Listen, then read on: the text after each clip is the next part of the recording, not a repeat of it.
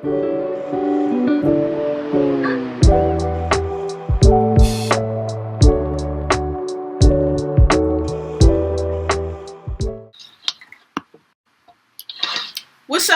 up? This is the Free Game Podcast, and you know we for the people.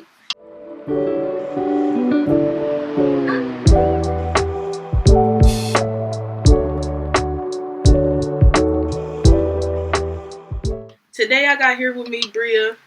Hey. Shout out your brand name. Melanaire Extensions. If y'all don't know now, y'all know. So we just gonna jump into it. Every time I do a podcast, I like to start with basically what's your story, like your background and stuff. Okay. So, I don't know, I guess I just started what I just completed. I just went to school for my bachelor's in sociology. No. Start from the beginning. Who are you? We don't know who you are. What you want me to say? Like where I'm from and all that? Yeah. Okay, I'm from Newport, Delaware. Grew up, Talk closer to the mic. I come from like a good family. I'm a very supportive family.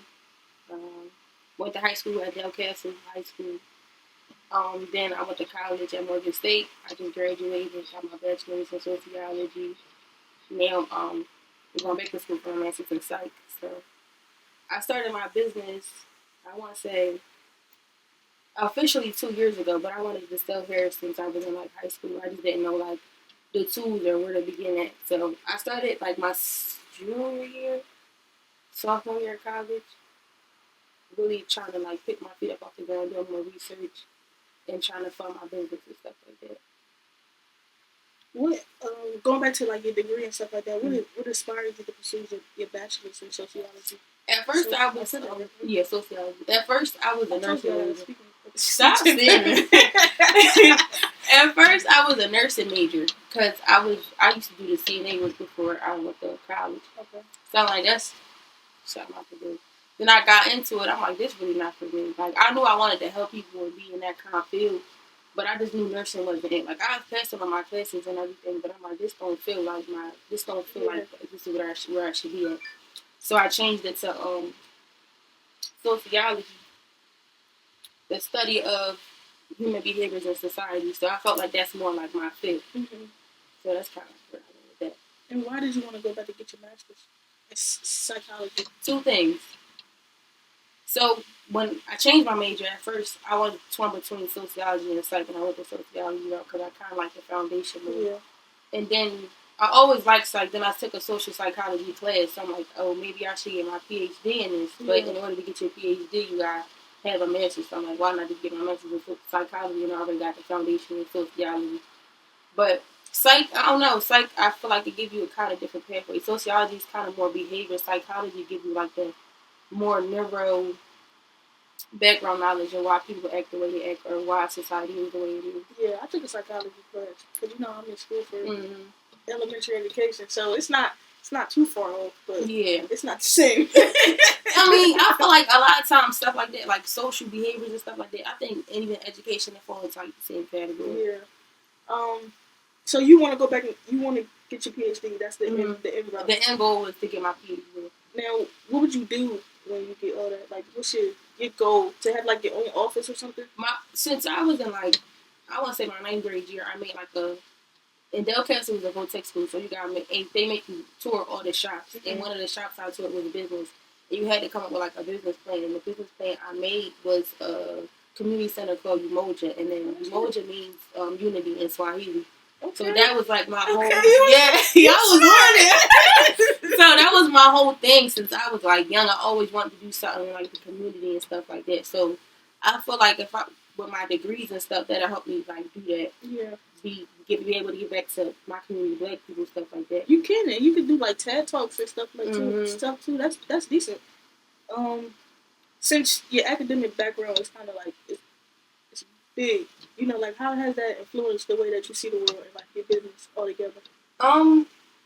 It's kind of two different things, but you got a different outlook now because you know why people act how they act. I do. I really do. I want to say first, I always felt like I had to kind of a kind of ear for like why people do the way they do. I've always been someone who always wanted to know like the why and stuff. But being in school, it kind of gave me like this is what this is and this is why it is. Especially going to an HBCU because you get a more in depth of why the Black American society is the way it is, and I feel like that's what really interests me. That's lit.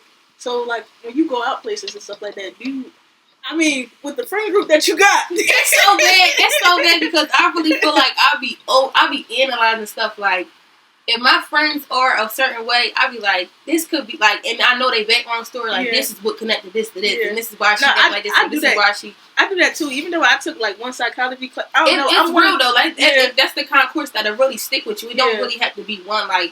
Some courses you take be like, oh, this is why. This two is why courses I can say that I actually learned something from and I like use it now is my psychology class and culturally responsive. Being culturally responsive or something like that. That's the only two classes like I use in the real world because I'm like, yo, it's crazy how much I didn't know like about people. I was kind of the same way. Like I pick up on people's energy and I'm like, it's something wrong with them. Like not like something happened. Like what's wrong here? Yeah, what happened? You traumatic. It's something happened here, and that's really be my thought process a lot. And I feel like even just with school, it helped me not to like judge. Yeah, because it's like, all right, you don't know this. Something probably happened to you, or something in your life went this way. This is why you maneuver this way as an adult. And that it's no excuse, but it kind of gives you a better understanding of why some people move the way they move. Yeah, I think I don't know if they did it like back in the day with the psychology classes, but I feel like if they did, kids wouldn't be considered bad. Like the word bad wouldn't have been a thing. That's why I wanted to be a teacher. Like that's what made me want. Because I was one of them kids that was like bad, but it wasn't that I was bad. It just was like I was processing a lot of emotions that I didn't know at the time. Because I always been smart, but I just wanted to do what I wanted to do. Yeah, even going back to that, being in school, and I work with kids with autism. Now I'm an autism instructor. I work in a school, and I've been working with children with autism for like the past 2-3 years now. Going back to that, it's so crazy how when you learn stuff, you learn how they label black kids as being behavioral when they really probably are on the spectrum of autism or they got like some ADHD or ODD, but especially black boys are more likely to be diagnosed with a behavioral issue because of the stigmas and stuff. Because of stigmas and stuff, and being in school like that, really be like, oh, you really think kids is bad, but no, that's a neurological problem that they have, and it's not going to get diagnosed in these communities, which is why I want to go back to school and do all that. Stop that. Yo, I can't lie, I didn't even know my friend was that smart, yo. I was 7. I knew she was smart, but Leah said, "Clock that." Yeah, clock that for real. I'm not playing with her. No, that's decent though, because you know it's way deeper than a lot of stuff. But it is deeper than the surface. When you really get to learn stuff, it'd be like I didn't even know that. Yeah. Like, and I look at my own family. Like I used to hear stories about my brother growing up. Like he was bad. He did that. That boy got problems. No, real rap. Like they was trying to put him on medication. My mom said, "I'm not my son not getting on it." Yeah. But he really just had ADHD. Like, and then he lost his dad at a young age. So it's like stuff like that really affect kids, especially black kids growing up. And I know, and I went to Morgan State, so you learned a lot about Baltimore. I feel like Baltimore the same as any city. Baltimore, Philly, Wilmington, it's all the same. But like some kids like grow up in traumatic situations that really alter their brain function. So when they get into school, everybody think they bad, but they gotta go home to a war. Basically, it's a lot that go on with kids at home, and people don't take that into consideration. It is, and that's why we need young people like yourself. I'm trying. That's really the end goal for me. Put that out. No, that's lit though. I knew. You know, we have a conversation, but I didn't really know. Yeah. So it's lit having hearing that. You know, like I support my friends and everything. So you definitely gotta have your own. That's the goal. What made you start? I know this off the topic. What made you start your hair business? So me, like I said, I wanted to start selling hair when I was in high school. I just wanted to girls. I love to get my hair done. Yeah. And it just made sense. And I love quality hair. Yeah. I don't got my Melanaire Extensions in right now, so I can't give you all that. But I always just love getting my hair done. Growing up, my mom took us to the salon every 2 weeks. So I grew up in the salon. I grew up around women who always had their hair done, who always looked fly, stuff like that. So for me, I felt like it was fitting to have my own business because I love it so much. I love when women feel good about themselves. I love when women like, oh my God, my hair is really this, and I really feed off of that when people buy hair from me. Like I had hair for This girl had hair for like a year or two, and she still sends me videos of her getting her hair done with the same bundle she bought a year or two ago. So stuff like that, just to know that. Send me the videos too, so when I do put it on YouTube, okay, I can put it in. So stuff like that, just like I just love making women feel like they like really that when they have extensions in their hair. My next question was going to be, what was your vision for the brand? But I think you kind of explained it, like basically just making women feel how they feel like. Feel. And I feel like me. I wouldn't sell nothing I wouldn't put in my head. So that was my number one goal. Yeah. Is just having something like I could really back up. No, continue. I just want to make sure. I thought you was about to say something. That was it? Oh, yeah. Oh, okay. What challenges did you face, like, starting your brand? And I know right now you in a little pause. So, like, initially, I feel like the hair business is a very, very big industry, whatever way it goes. So selling bundles, especially now with the way the world is and social media stuff, it's very easy to get your own connect. Yeah. It's very easy to find your own vendor. It's very easy to find something that's not going to say cheap, but probably lesser quality that you can get faster and for an affordable amount of money. So that was a big challenge, trying to figure out, like, is it worth it? Is it going to prosper? Am I going to profit from it? Who going to buy it? Stuff like that. So that was, like, my main concern. And then I think, like, my next real big thing was, not my next real big thing, but I also kind of try to take into consideration, like, really finding a good quality vendor that I could really make it I would want to wear myself if I was buying from somebody else. Also, buying hair is not cheap. Like, that is not cheap at all. I don't think it's cheap because you're not buying bulk. So I know it's you do. Out front, you spend a couple bands, and you don't know if somebody's going to buy it or not. Yeah. So you really taking a big risk. That was a big, and I was in college, so I'm like, I'm saving up my refund checks to go buy. It was that. Like, that was a big thing. It's very expensive. Any kind of business is very expensive to run a business. But, like, to buy your LLC, to buy your Shopify, to buy packaging, to pay, like, shipping company, it's a lot of money that goes into it. And I guess that's the biggest thing. Saving money and finding, like, a good quality vendor was my biggest challenge. Why did you decide to take a break from it? Like, I know you're in a break right now, and, like, when you do return, do you see yourself returning anytime soon to it? I do. So the reason I took a break is because I felt like I didn't want to. I feel like I'm very humble, but I really feel like my bundles are really that. Like, I really feel like I have great quality bundles that last for years, but it's also expensive, and the world is not really set up for everybody to be able to pay $500 or $600 on hair when they can get it for cheaper on, like, Amazon or somebody else that's a little bit more expensive, like a business that's more bigger than mine. But I took a break for real. One, because it became real expensive for me, and I really wasn't making a big profit, even though I was having customers. I didn't. I felt like, in a sense, I probably really rushed into it. Because I wanted to make it affordable for the people that was buying it from me, but it also really wasn't profiting me because I was trying to make it so affordable. Yeah. So my profit margin really wasn't working for me. So then I was in the middle of trying to graduate college, so that became a big thing. Like, I can't do both. And I was working full-time. I was going to school full-time, trying to run a business. So it just became real hectic for me to even try to get stuff going. But now, I feel like now that I graduated college and going back to school and I got a new job and stuff like that, I see myself getting back into it the next couple months, but I still do feel like I'm in the middle of rebranding and trying to figure out what works for me and my customers at the same time.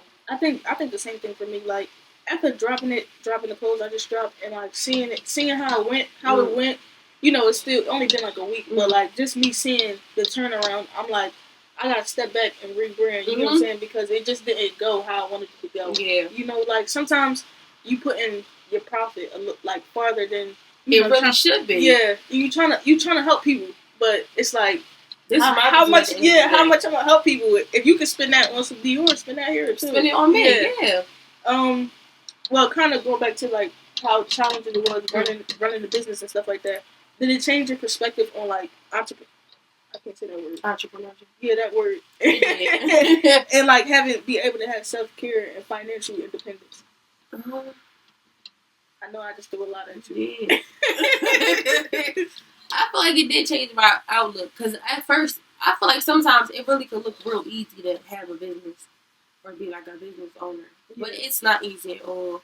Even like money aside, it's like real tiring to try to put your all into something and you don't know how people are going to like accept it or perceive it or even like really adapt to it or like even like it.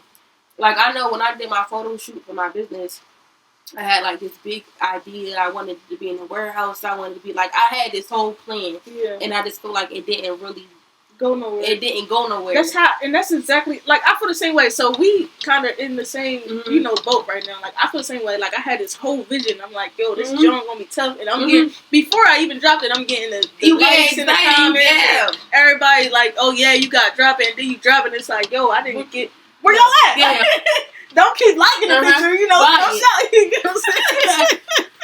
That's how I be. You really think somebody, and that support go a long way too. Yeah. But at the same time, when you have something made up in your mind, like, oh, I want to be like this, it's going to be like this, it's going to do this, it's going to do that, and it don't happen, it's kind of like, damn. That sometimes it discourages you a little bit. Like that's, and I was just literally, I was talking about that earlier on the phone with you, and you, you said you couldn't hear me, so I just hung up. I didn't know. But you had them AirPods. I'm like, what are you saying? Like I could not hear nothing. No, but I was saying that's why you hung up. Yeah, that was so rude. I'm like, I don't know. I don't feel like keep repeating myself. Yo, she hung up. She was like, I just see you when I see you. I'm like, okay. I'm like, I just talk about it another time. I don't even feel like repeating myself. Yeah. No, but yeah, like sometimes it's a little discouraging. Like I was getting discouraged. Like sometimes I was laughing so hard I'm crying. I was getting discouraged a little bit from like my podcast and like my clothes and my clothes really kind of like it's like damn, like I expected a better turnout, whatever. But it also kind of made me feel like I'm only like it's only been for my podcast only been a couple of months, and like I gotta also promote it a little bit more. And like same thing with the clothes. That's what when you said the Shopify, I'm like that's a good ass idea, whatever. Like I paid somebody for the promo and everything. Like I don't know, you seen it? Gigi clocked it. You don't watch Melanaire TV, do you? You know I don't watch stuff like that. No, well, I paid for him to promote it. The psychology. That's we can talk about that another time. You know how I feel about now. Oh my god, let it go. Go ahead. Anyway, it kind of discouraged me a little bit.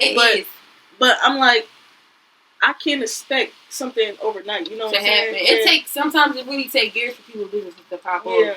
And my dad, he's real supportive of my business, and he always be having to like bring me back down to reality.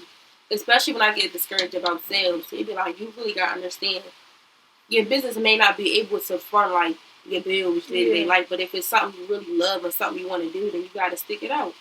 And I guess that's what I really had to come down to because I see people they got Chanel bags, they making this, they making that on stuff there. I'm like, oh, I want that, I want that too, but. It ain't always gonna be like that because I love to sell hair so much. It's worth it to me to put the money out like that, even if it ain't gonna bring me bands on bands on bands. But it's worth it to. You gotta start somewhere, right? Yeah. And it's worth it when people DM my page or email me and say, "Hey, do you have this in stock?" And I don't even have nothing in stock to give them, but just the thought of somebody thinking about my business, it's just like that's what keep me going. Yeah, what keep me going honestly is that this podcast is something I love to do. Like this is something I actually.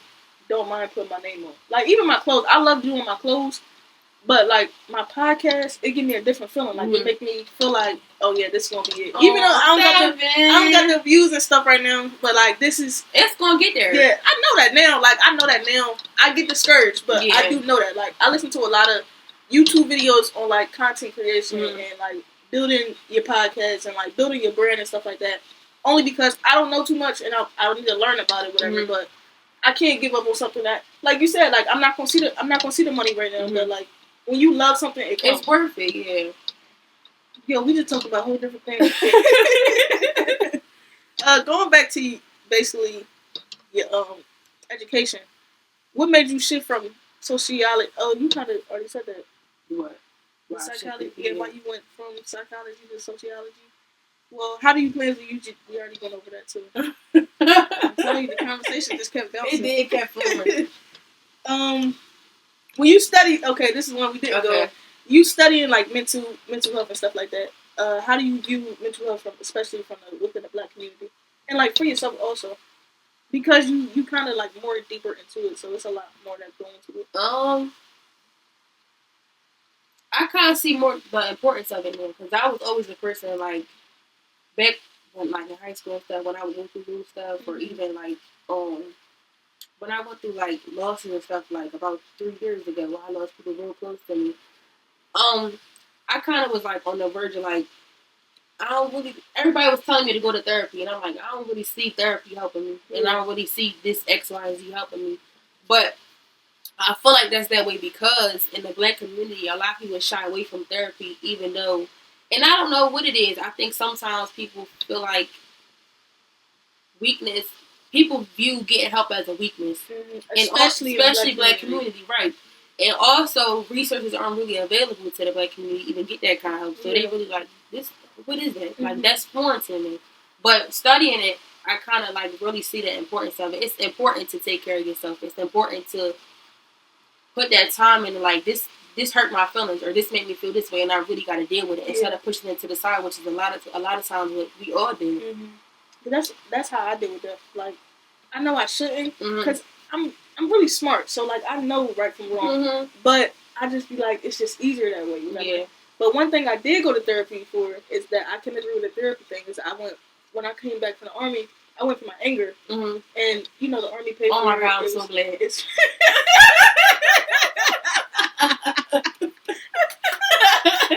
I didn't know you did it. I'm so glad. You know what? I'm gonna let that one slide because we on here. Okay, but I went for my anger. I'm not crazy. I don't know why she just said it like that.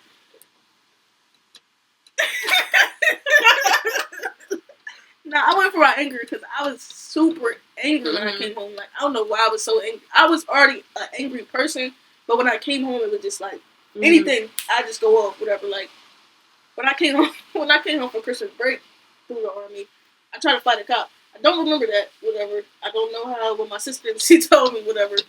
But like no, for real, like yeah, it just made me change my. It made me realize.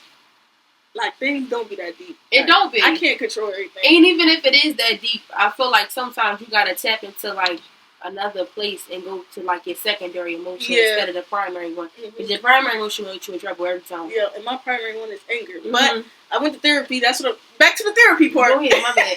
The therapy part is basically, I feel like, that was a big help for me. Because I was one of the people that, I push my problems to the side. I'm just like, why would I talk to somebody? They're not gonna fix it for me, whatever. But it actually helped me a lot, and I think like I think therapy is a good thing because I was in a place where I'm like I'm super angry at everybody, and I couldn't even figure it out. But talking to the person I talked to, he like deciphered it for me and like took things out and made me really realize like I'm mad at stuff I can't control. Yeah, and it was a good thing for me, and I think every Black person that been through, even if you haven't been through some type of trauma, because it can even be stuff from childhood, and I realized that really trying to do like work on myself. Yeah, it's stuff from like my childhood that affects me to this day. Like, and you won't know that you're carrying it with you until you like really feel like, all right, why did that just trigger me just now? Yeah. Why did that just make me upset? That wasn't even that deep. Why did that just hurt my feelings? And then you realize, somebody said that. Emotional person. I am, and everybody don't know that because I come off like I'm real like. I don't know who don't know that. A lot of people don't know that about me. They think I'm just like mean or I'm just like. No. Only my friends know that, though. You're very emotional. I am. You take everything to the heart. I do. What are you trying to say? I'm trying to say don't take it to the heart. Girl, bye. Anyway. Maybe you need to see a therapist. Have you thought about it? I was just having a conversation with one of my best friends last night. And she was like, I think we should go to a therapist. Because I was telling her, like, I'm a type of person, like, if something affected me, I still go on like it's not. Like, I deal with stuff every day that people probably really even wouldn't know. Because I just, like, I shake it off. And even me knowing, and it's crazy, because even me knowing all, like, the things I know about mental health and sociology, psychology, how stuff can really affect you. But that be the people, I still don't do it for myself. Like, you should, though. I should. But who was I saying before that? Why you don't do it? But I was talking to one of your best friends. Who was I saying before that? I was about to say something else. No, I was about to say something else before that. No, but it's okay. I really was about to. It was in the back of my head. So sad. I can't remember 7. Anyway, this is what I mean. Yo. But yeah, I was like, my mom said, "Thank you, Jesus." I think she's talking about me going to bed. yes, thank you, God. Won't He do it? I'm editing this part out, yo. This won't be on YouTube. I don't know why people need to see it. See what? That it's okay to get therapy. No, I'm gonna keep the therapy part in, but all the faces and all the thank you Jesus things, it gotta go. Be thankful. I don't know. I don't want nobody to think I'm crazy out here. It's not even okay.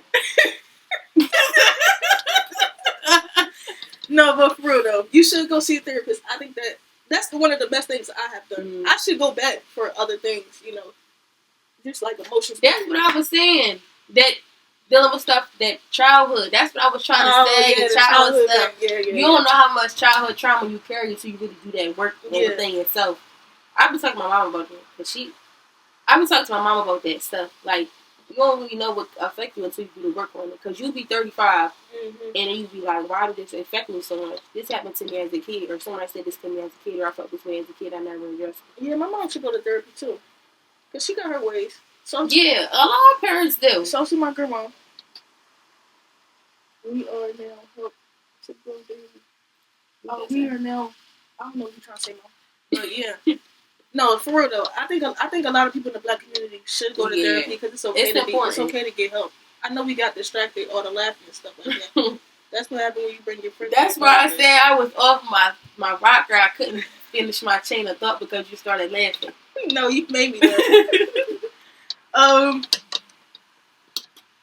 But what made us get to the education? Oh, okay, here we go. What's one lesson from psychology that you think every entrepreneur should know? Like, just as an entrepreneur, like, again, maybe the therapy thing, but I don't want you to repeat that. So something else.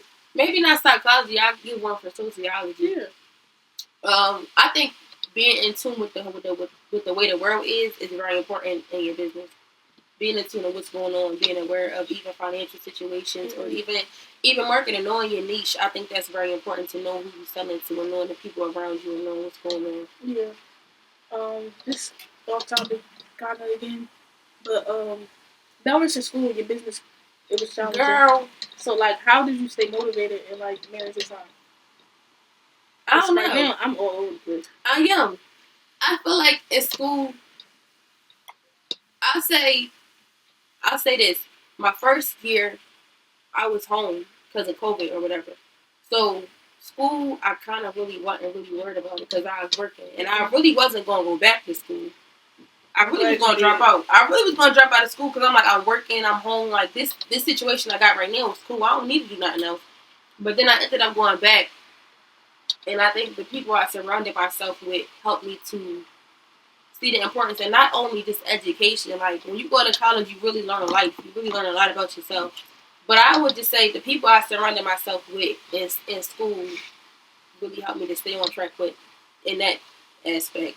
My business, I'll say that my parents and my dad especially, he's real good with numbers and he's really a logical thinker. Mm-hmm. He kept me on my P's and Q's about my business.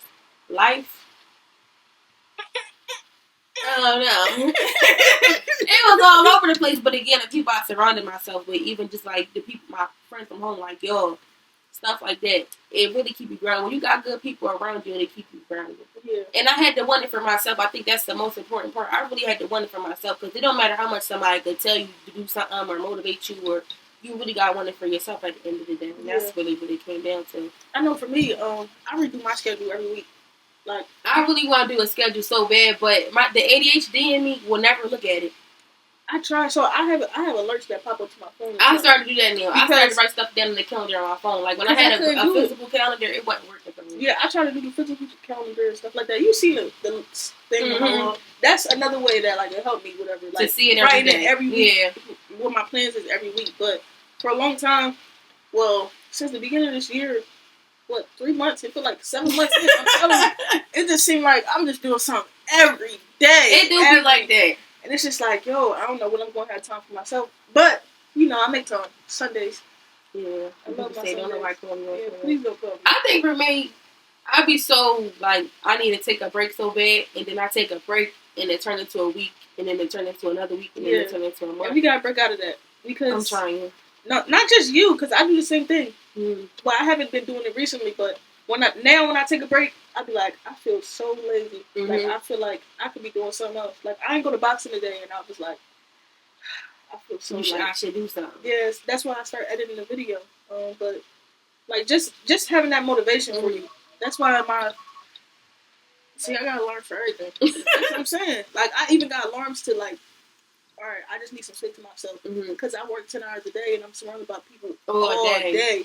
It's like, all right, I just need this type of minutes for myself, and I got alarm for that, so I can have that to myself. I can't even see that. I love my glasses on. I was on my phone, but she said Google Calendar.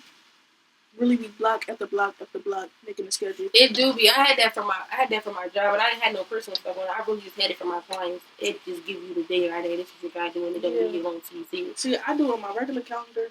I add my assignments, add my Amazon Flex shifts, I add my podcast, the people that's coming on. Like it's so much like juggling regular life, real life.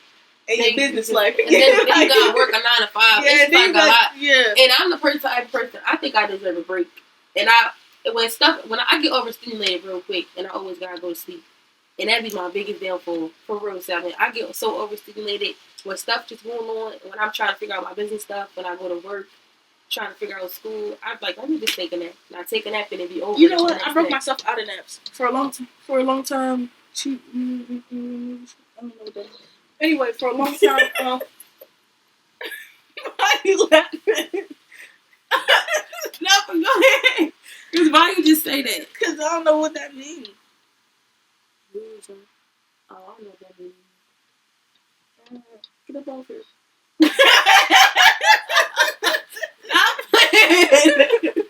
No, I don't even know what I was about to say, yo. That low-key pissed me off. Yo, forget what I was about to say, because that's over now. I broke myself out of naps. So now, like, when I feel like I'm sleepy, I jump into something that I know I need to get done, whatever. But it took a lot out of me, because I be wanting to take a nap. That's so bad. But I be like, you know what? It's so much I could do. I have, like, me listening to YouTube videos and stuff like that and reading the books right now. I learned that it's way more time than 24 hours in a day, but you gotta use it wisely. Like, I learned that when I can go to work, do an Amazon Flex shift, do a podcast, do a photo shoot in the same day. I'm like, yo, I can really get a lot done if I try. There's so much time in the world, and that's what really made me like cut out naps. I'm just like, well, not that, but when I learned that there's so much time in the world, I'm like, I really don't need a nap. Like, it's something else I could do in between that time. Go to the gym. Yeah. I was like that when my friend Jess, I was going to the gym with her. Like, we would get up at like 4 or something to go to the gym, and I realized when I get up earlier, I would be able to do whatever I needed to do for the whole day. And I did it for like I only did it for like a couple weeks. That's good though. Just. But getting up early, it's like, all right, I can do this, I can bust this out, bust this out, and this is when I was still like actively selling hair. All right, I'm gonna go to the gym. I'm going to go to class, I'm going to go to work. When I get off work, I'm going to do whatever I do for the Shopify. I'm going to do more content. I'm going to do this, I'm going to do that. And I had more time to do that. I just feel like you really got to learn yourself. You got to figure out what works for you. That's why I redo my schedule every week. Like, I literally something not working for me, and I check it out, and I redo something. I use ChatGPT. Just make it for me. I swear. That's all. That's my best friend. ChatGPT my best friend. I like that too. They got me through school. Don't say that. No, I'm just saying. It really did get me through school. I'm gonna edit that out. I think she's talking to you. I think. Hey, cousin. No, but yeah. ChatGPT my best friend. It gives you a blueprint. I'm like, girl, you don't use ChatGPT? It starts. When you stuck, you need a blueprint. Yeah, I go to that for everything. We always get off the topic. Anyway, back to what I was saying. What does success mean to you, and how has it changed over the years? Like, you growing and learning and all the different things that affect you. All right, when I was younger, success meant like having a whole lot of money and being able to do whatever I wanted to do. now success means just completing my goals and like making me happy or making God happy. I'm real big on that. Or pleasing God, I say. And just doing what I gotta do for me. Like if I set a goal, I need to make sure I'm able to complete it. Like going to school, that was like a real big goal for me after at a certain point in my life. Like, all right, I really gotta finish this because I wasn't going to go back. Like 2022, I know it's a couple people, and I almost dropped out of school. Like I wasn't gonna go back. And when I made a decision to do it, I'm like, I really gotta finish it. And then now going back to school, I'm like, all right, it's another goal I gotta set. Or even like personal goals. I want to go to the gym. Like it's something like just completing my goals to me is success. Or and also taking care of my family. I really gonna be able to do that and give back. That like that's success to me. Helping other people and helping my family. Like that's what success is all about for me right now. Yeah. And I feel like I want everybody to understand that that's a big part of this podcast. That I feel like we work regular 9 to 5s and we do school and we juggle this and juggle that and juggle a business, whatever. But being successful means more than what you see on social media. And I think that we need to break out that box. Yeah. I kind of say that a lot on like just regularly. It's true though because you completely get caught up in it. I do sometimes too. Like, damn, I wish I could do that. No, really, I do too. And then I look and I be like, that's just not that ain't my lifestyle. That's not where I'm at right now. That's not, or that's not even where I'm supposed to be. Like that's the wrong focus. Like my focus is not. It's different. Yeah, it's not about getting money. My focus is building generational wealth. Like same thing. Like I want to retire my mom. Yeah. And if she want to work, that's on her. But like, that's the type of success that I feel like it's not successful for me being rich. You know what I'm saying? Because rich don't mean wealth. Nothing. I can't take that with me when I go. That ain't gonna help me get over no weight. I want to be wealthy inside, outside, mentally balanced. Like that's just the goal. What advice would you give young black women navigating entrepreneurship and higher education at the same time? Get out your comfort zone. I feel like that was a big thing. Like I was real scared to change my major first. I guess that's the sociology. Because I was like, all right, I know nursing, I'm certified. Like, I can make money off of this. I know where I'm going with this. Sociology, you really don't know. You really got to figure it out for yourself. And when that course is over, you got to figure out what you're going to do next. Because there's a lot that you can do. Again, with entrepreneurship, get out your comfort zone. You don't know, like, you got to promote yourself. And that's one thing I do regret. I'm a shy person. And my cousin, she has a business. My cousin Kendra, she sell clothes and socks, and, like, she does all that. She's not afraid to tell nobody about her business. She'll bring her stuff to our family functions. She's outside. So, like, she's one of them, and I really aspire to be like that, but it's hard for me to, like, to do that. So, getting out your comfort zone is really going to be, like, a real good selling point for you. Yeah, I think I'm stuck in that place. I don't want nobody, like, why is she coming up? Yeah, I don't like that. See, you ain't going to try to make it seem like I'm one of them, like, but she don't care, like, she'll really, like, this mine. I'm standing on that. Like, I'm going to promote it wherever I go. Like, this is my business, and I should be able to make it 100%. But for me, it's real hard to be like the girl that do my hair back home, Sade. This girl was trying to buy hair, but I had my AirPod in, and she was like, the girl had asked Sade if she had hair. She was like, no, but she do. She was like, tell her, you got hair. I'm like, oh, you really got to be alert. Like, you really, like, wherever you at, you really got to be on. Like, oh, I got that. You need that. I got that. People like that, though. I do. I really fuck with her. Can I say that? Yeah. I really like her. That's how Zanaya is. I think that's a big thing. Yeah. Like, I love that for her. Like, when we on the phone, when she at work, she always be like, yeah, buy my best friend stuff. She do a podcast. I was like, you don't got to do all that. But make sure you get where you need to go. No, really, though. We got 2 more questions and we're going to wrap it up. Who or what has been your biggest inspiration on this journey? Your education journey, your life journey, your mental, physical, all of it. It could be different people. Okay, what's the first one? What was the... Who? No, like, on my life journey. All of it. Okay. Yeah, you know how to do it. My life journey, I really would say my mom. Like, my mom is a big inspiration to me. Just because of the simple fact of what she went through and who she is as a person. Like, my really number one goal is to really make sure she okay at the end of the day, like, because I know what she about. I know, like, what she had to go through. And that's really always the thought in the back of my mind. And she always pushed, like, when we was younger, like, you got to do better than me. You got to be better than me. You got to have more. I want y'all to have more than I had, which is why my parents worked so hard to put us in a position that they did. And I'm really grateful for that. For school, I don't know. I don't know. I feel like my motivation for school has always been just wanting to be better. So I guess again, going back to my family, I always wanted to be able to. I don't care how nobody flip it. In this day, you gotta have some type of certification, diploma, degree to get anywhere. Mm-hmm. Like it's really important. Mm-hmm. So I guess that was my biggest motivation. In my business, again, I always like my cousins. Like I got people. My cousins are in business, so that kind of inspired me to be able. Oh, I can do this. Like I got help. But again, it's always been a passion of mine. So that's lit.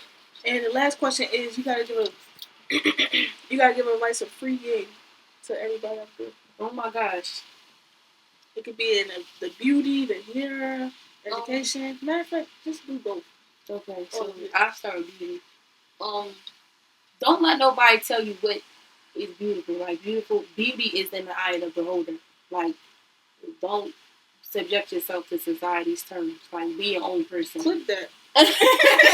Be your own person. And education, especially black people, go get it. Yeah. Like go get it. Like especially now, everybody trying to take it from you. Go get it. Like it's so worth it. Especially knowing about your black history. That's very important. Go get your education while you can. Y'all, this is the Free Game Podcast. Again, we had Melanaire Extensions, Bria. Follow her on Instagram. If y'all didn't catch it from the beginning, it's gonna be on YouTube, y'all. Again, thank y'all for joining. Thank y'all for watching. That's the Free Game Podcast.